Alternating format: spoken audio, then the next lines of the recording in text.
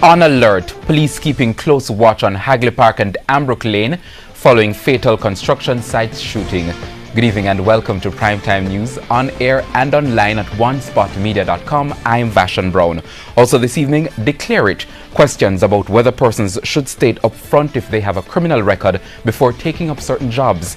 And falling prices. Agriculture Minister investigating what's going on in the coffee industry. There is also Saturday Sports Special, sports commentary and weather in this newscast. So stay tuned. The news in detail right after this break. Welcome back to Primetime News and a special welcome to those watching on onespotmedia.com. The St. Andrews Central Police are keeping a close watch on Hagley Park Road and Ambrook Lane following Friday's fatal shooting on a Jamaican worker employed to China Harbour Engineering Company Czech. A Chinese national involved in the Hagley Park Road Improvement Project was also shot and injured during the incident. Here is TVJ's Kelisha Williams. Usually congested during peak hours on a Friday evening, but that was not the case along Hagley Park Road in St. Andrew yesterday. Police cordoned the area, blocking traffic on both sides.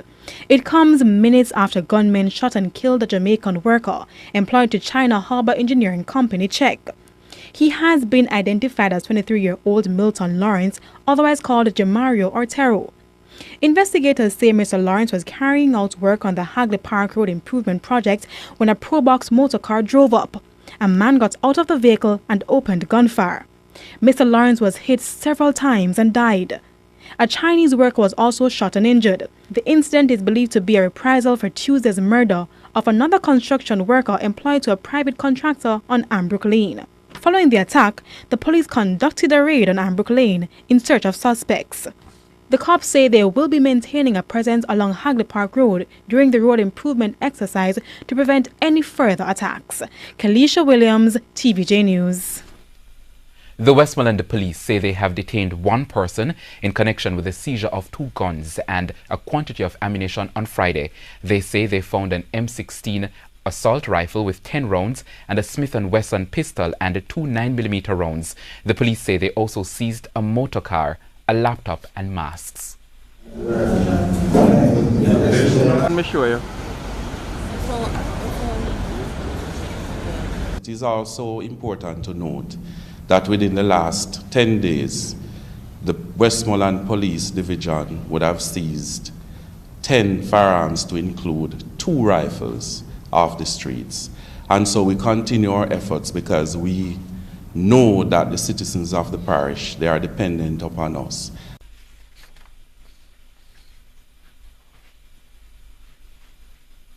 Should persons who are convicted of a crime declare it before taking up public sector jobs? And should Jamaicans try to at least change their negative attitudes towards these persons? Well, those questions are now up for debate in light of recent revelation and subsequent admission of drug trafficking charges from Managing Director of the state-run National Energy Solutions Limited, NESOL, Carolyn Warren. Here's TVJ's Shamela Mitchell with that report. In a media release on Friday, Managing Director at the state-run National Energy Solutions Limited, NESOL, Carolyn Warren, admitted she had a drug conviction prior to her appointment.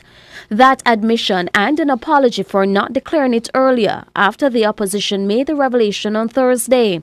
The opposition has been pushing to have former Energy Minister Dr. Andrew Wheatley removed from cabinet because of a lack of accountability in the employment of top-level officials. But with increasing questions and public debate about the new developments, words of caution from attorney-at-law Emil Leiber regarding the attitude towards ex-convicts who are seeking to re-establish themselves in society. He argues that the law could be amended to be more forgiving, even as he pushes for Jamaicans to do the same.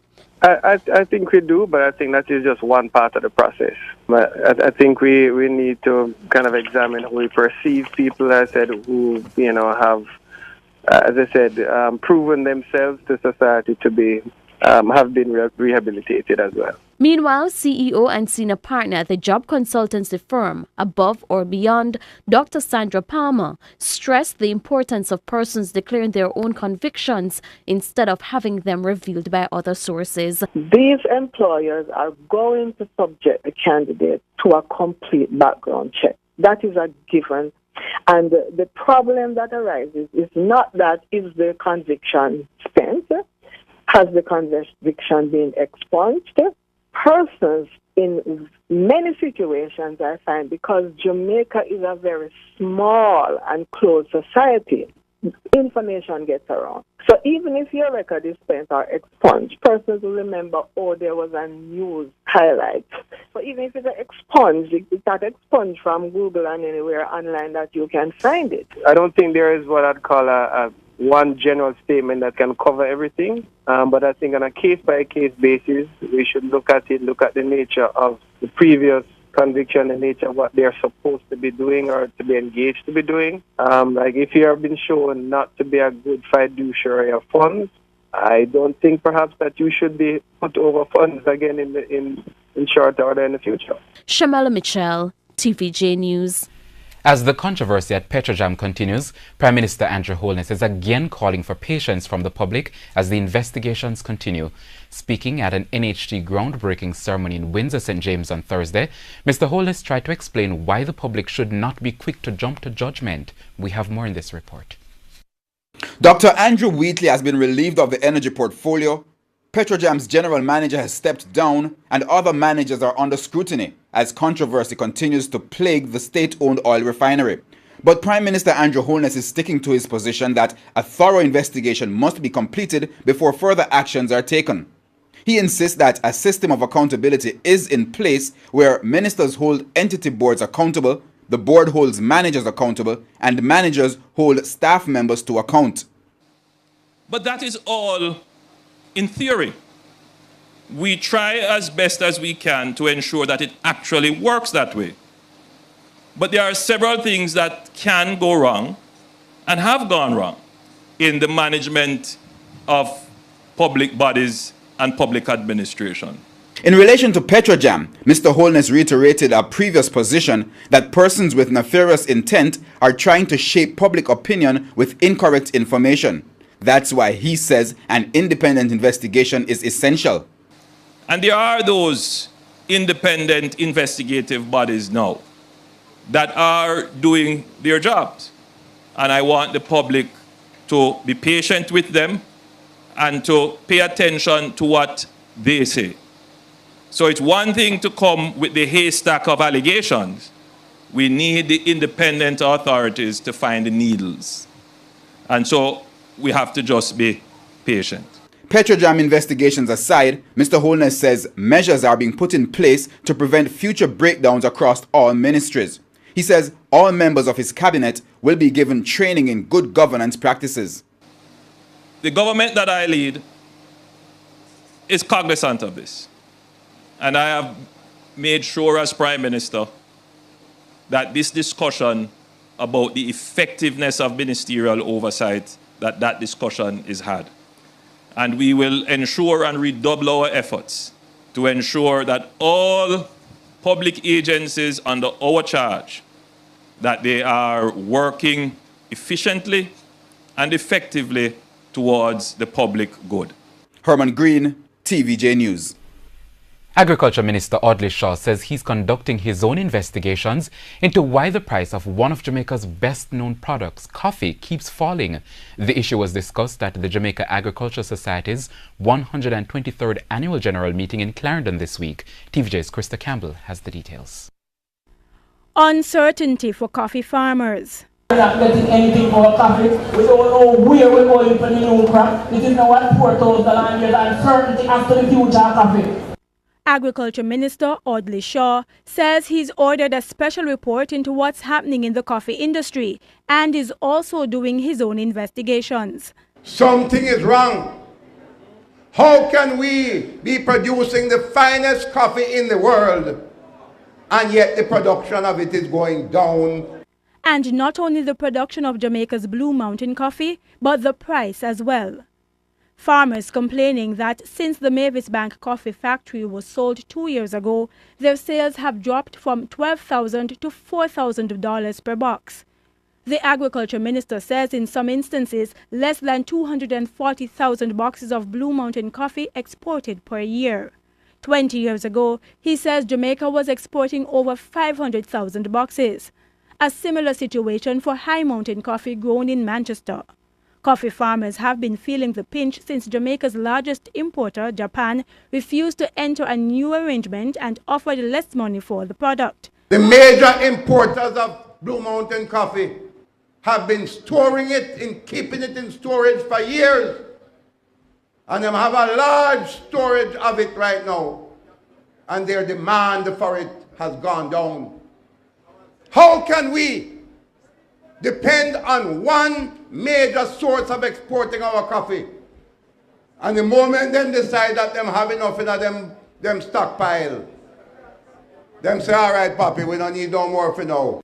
Still, he says he's working on resuscitating the coffee industry with a $80 million commitment made last year, and even discussions of a partnership with international coffee company Starbucks.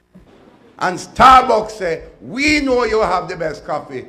And in order for us to put Blue Mountain and High Mountain coffee in all of our stores across the world, we have to go plant more coffee in Jamaica. He adds that he will also be putting a stop to the importation of duty-free coffee, even as one farmer pointed to incidents of scamming and fraud in the industry. Them go down south and buy coffee from South America and bring it up here and mix it.